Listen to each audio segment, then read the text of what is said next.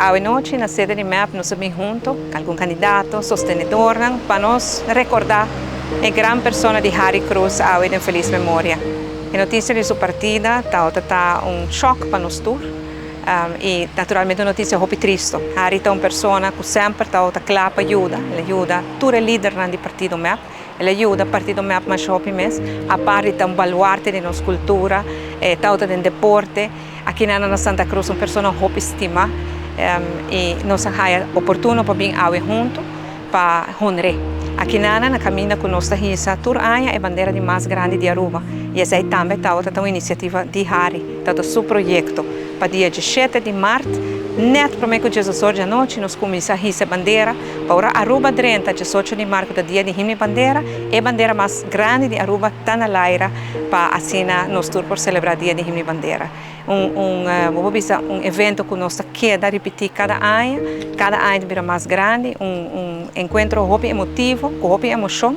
Ora com a escuridão e a noite, vamos ver a bandeira grande bem alto.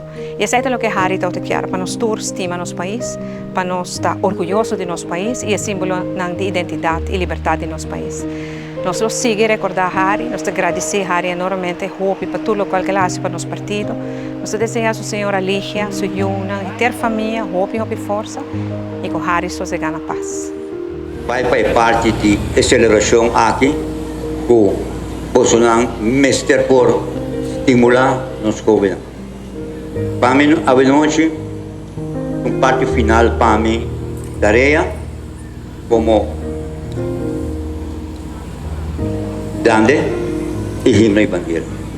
Lo vi una direttiva completamente nuova, lo mi aiutano, però che non mi chiede o 5 llega, a me lo non llega 100 anni. Tem 73 anos, é suficiente para a geração nova do Maú. Faz feliz noite, uma noite agradável e nós temos 2 dias mais de festival. Danke.